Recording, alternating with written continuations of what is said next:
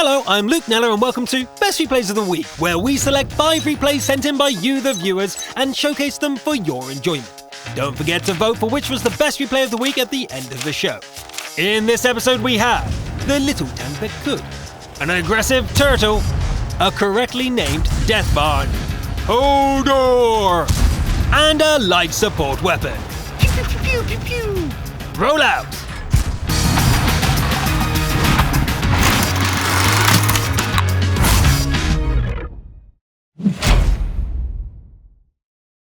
Starting off with a little tank that could, the ELC Even 90 driven by Control.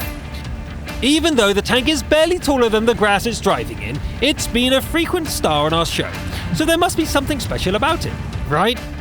For an LT, the key position on Westfield is the K0 corner, and Control heads right there. But as the team decides to leave it all to Control and the Type 64, rushing the corner would be suicide. Instead, this bush will do. Engaging to help the Type would just leave 2 tanks destroyed. That would help nobody. Gotta keep your head down. There's a TD support for the Reds. This T50-2 though thought it was being clever. Huge damage on the HWK as the bush brawl continues.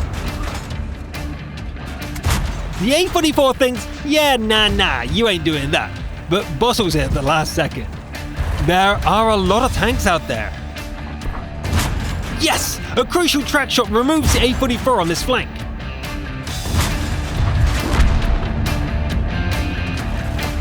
Spotted! But it doesn't spot Control back! Haha! Backing up.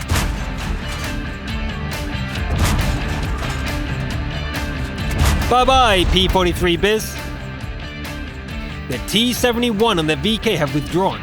But what about that HKW? Nice! That's a tier 8 for our tier 8. Control can rest easy knowing that they've done their bit. Sitrep. Looks relatively even. No early retirement for Control. Let's keep going. There's the T71. Ooh, and a Firefly. Another perfect example of Rule 2. Spot, drive back, shoot. Firefly never even saw it coming.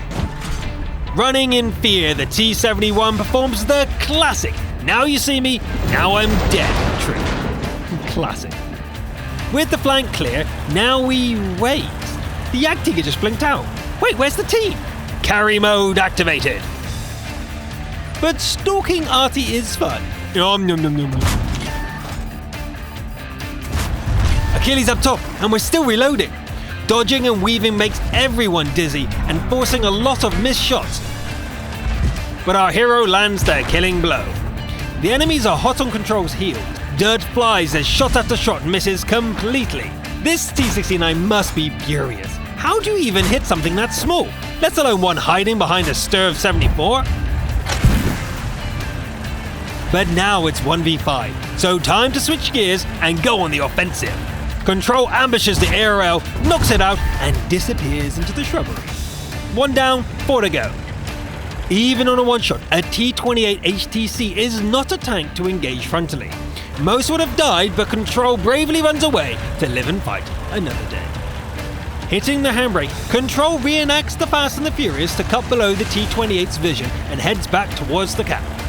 It didn't work, but the T28 misses its shot. The cappers have heard that the ghost is coming and abandons the cap with only seconds to go.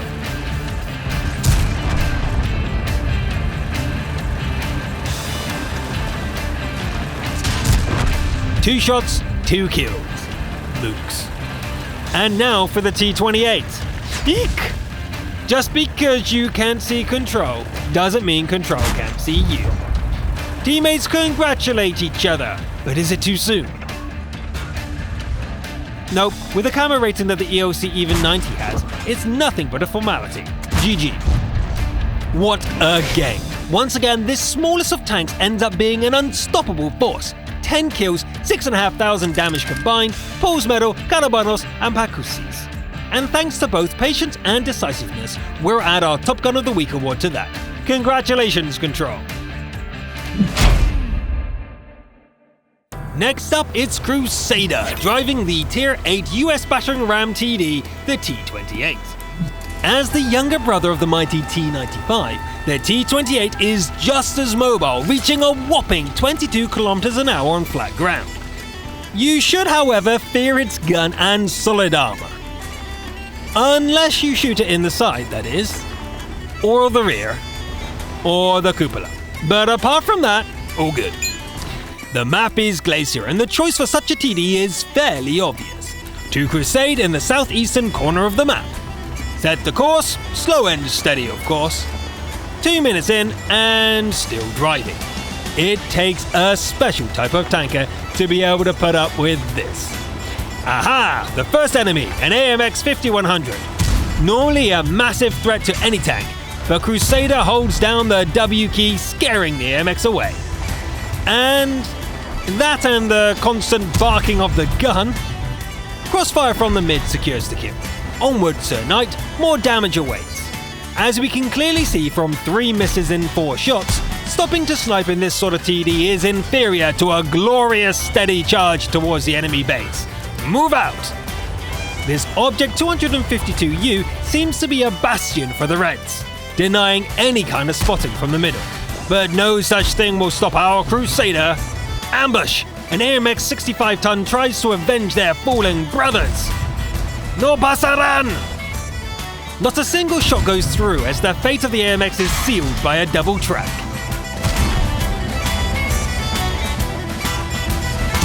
Another bounce. This time it's the T-30. Charge! Even HE fails to do damage. Crusader clearly equipped the high jerkin of Hellish Protection Plus 2. It's new in the garage, honest. Not invincible. A damaging shot spurs our hero onwards, right into a Grill A-15. Yikes! A miss! Crusader prays to Iron Jesus as the Grill A goes down without connecting a shot. A Yatiga might be a problem, but remember when Crusader helped the allies in the middle? Well, they promptly returned their favor. With their last breath, the T-30 manages one more shot, but that's all she wrote. An expert cupola snipe takes care of it. All that's left is to dig out the few remaining enemies who've barricaded themselves in the base. The gates might be down, but the battering ram still has a say in the battle, concluding the game in style with a blind shot kill. It seems like the old T-28 still has some fight in her. Crusader racked up 6.3k damage and almost 2k spotting, netting 5 kills and 116 base XP. All this by leading the charge as a bottom tier tank. For that effort, we award you our Steel Wall of the Week. Well earned, Crusader!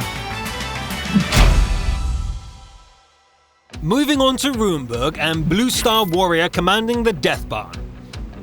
Looking like the sort of wrapping I'd managed to achieve for a Christmas gift, all you need to know about the FV4005 is that it's a gun. A really big gun. If tanks had nightmares, staring down a 7,550 damage dealing 183mm Hesh would be one of them. But the large Hohen turret do not make it an effective brawler, so Blue Star decides field is the better option. I hope they don't regret it, like this bad chat. A 430U attempts to cross the middle road, but only earns a swift ticket back to the garage and the gift of a 0 XP gain. Now Blue Star will attempt his own magic trick, called Where Did Half My HP Go? Any volunteers? An Object 140. And it worked!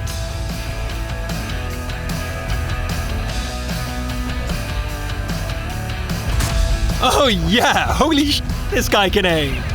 If you listen closely, you could hear the sweet screams of rage as that one connected. What was Rule 1 again, T57? Check your minimap. Blue Star politely but firmly enforces the rule with a penetrating Hesh shell to the turret. The green team has cornered the Reds into a quarter of the map. This only makes the battle even fiercer.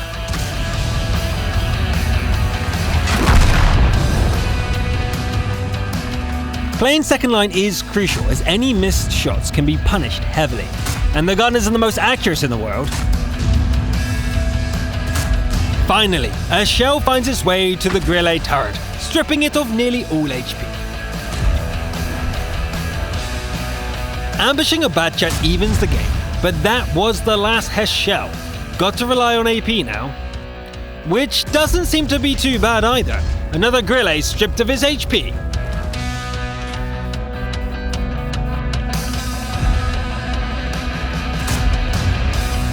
A bad shot on the S-tank Lower Glaciers is instantly punished. No room for mistakes here. But the Grille miscalculates the reload and pays the ultimate price. 2 shots later, and the S-tank follows the same fate. 2 tanks left. Blue Star puts one into the rear of the 60 TP, but it turns around. And high rolls, that's it for our hero. Enough was done, however, and the team easily cleans up, making the fatal greedy play unconsequential. Game over. Well, that was quick and explosive. Blue Star Warrior managed to do a whopping 13,000 damage. That's 10,000 more than any other person on the team. Besides that, there were 5 kills and a high caliber medal. And now a crucial contribution of the week award. Congrats, Blue Star Warrior! Moving on to another T28? Am I saying this right? This time it's Your Future is Broken and the map is Fjords. Same tank, same principle. Cover your sides and front towards the enemy. South Pass being perfect for that. A red breakout? A few reds decide that taking the corner is worth it and dash out from the corner. Our hero is having none of that and jams their T28 doorstop right into the pass, leaving the IS-3A to allies. With how fast this cannon barks, Hermie tracking is totally an option. Flank secured in perfect health. Keeping the buildings between you and their base is a must when supporting your allies here. But if you have to expose your sides, never stop moving. Taking out the 430 secures the middle of the map, but unfortunately the enemy TDs have done the same thing in the north. A crucial shot on the Actiga sets it ablaze. But that's another German beast right behind. Being aware allows our hero to turn before Sixth Sense triggers, but is still tracked. The Tier 9 joins the fun, setting us ablaze. We've got to move! As if that wasn't enough, Borsig dashes into the fray. Luckily, a little too fast. Keeping your wits about you is so important. 1 gun down. The Jagdpanther goes for a tracking shot but misses the crucial shot and dies for it. I can't believe Your Future is Broken is still alive, but it's not over. Ha! A tracking shot! The S-tank repairs, faces and transforms, but our hero feigns a withdrawal, only to pop out and permanently track it. Disaster for the was full HP 3v1 Tier 9.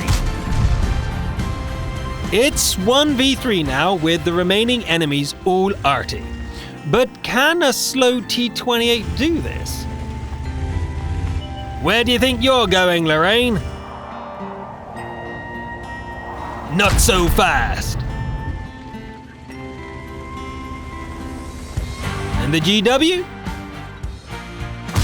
Easy target. Only 1 left. But where is it? I guess it's camping right at the back. Your Future is Broken heads towards the obvious spot. But that's the siren. The base!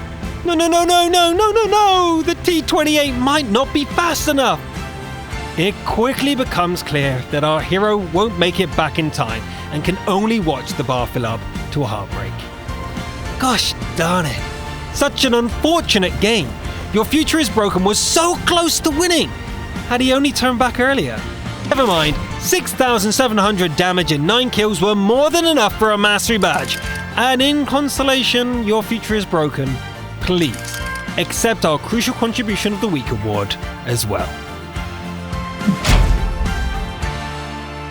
And for the last replay of the episode, we have Froz check on the snowy Mannerheim line, or Arctic region, whichever you prefer. Their tank of choice is the Type 64, and that camo is making me go cross-eyed. Judging by the setup, Froz is after that elusive 3rd gun mark. I have high hopes for this game. Heading towards the middle provides some spots, but something spots Froz back. Move! There's only one place they could be. Is it worth blind firing? A high risk of being killed if I do. Oh, never mind, it made the mistake of firing first. 1 shot and then just letting teammates do the job is the best way for a Type 64 to keep HP. Never return to the same bush, or what just happened to that scout can happen to us. A large part of being a bottom tier scout is to look for opportunities. There are naturally more as the battle rages on, but Froz realizes that the battle is going in favor of the Reds. Alright, Froz discovers a flanking force just in time to prevent the northern flank from being surrounded. But a mistake steals critical HP away from our hero. The Type 64 doesn't have a lot of HP to begin with, and is now a one-shot for most of the enemy team. Not good. Sitrep, the south and northern flanks fall. The Greens have their backs against the wall. What to do, Froz? In desperation, Froz joins in with the team, taking the low-chance pens against the 88. The VK had stayed behind to give vision to the team and reveals 4 tanks in the north. The Progetto and Type 64 are all what stands in their way. But they have too much HP, and they push through the weakened firepower. How about a flanking maneuver? I bet many people don't know this is even possible. Foiled by a proxy. But wait, the 40 TP did not spot the little Type 64, and is promptly ripped apart. The Yak Panther decides to run. However, with no allies remaining, it's Froz versus 5. North is the only route free. Time to reposition, if there's any hope. KV-85! Using the Type's superior gun stabilization and fire rate, Froz throws everything at the KV until it succumbs. Froz fakes a retreat, only to turn around and surprise the Yak Panther. Great move. 1v3 now. That cap is getting dangerous. There, a low HP T-3485. Same plan. Open fire! No, it's gone! GG? The blind shot comes home! Nice! But a super Pershing next with arty support. This is gonna be tough. It's looking right at us. Wait, was that a double bush? Oh yes it is! And the classic 15-meter rule comes into full effect. The SP correctly blind fires, but our hero had backed up enough that it missed. As a last resort it attempts to run, but strangely it never attempted to put its front armor forward. Froz fully understands the threat this arty poses, so will take no chances. There!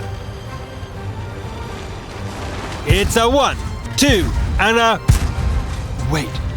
Oh, I see. It's a Faden's play to win the game.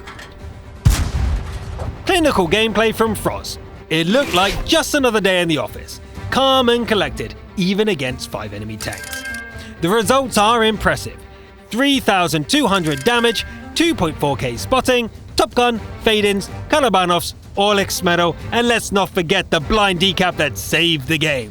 For that, Froz, you are our Defender of the Week. And that's it for this week. If we have to take away anything from this episode, it's how to play these heavily armored TDs. So, which replay was the best replay of the week? Remember to vote in the top right. Who to choose? What about last week's winner? Drum roll, please!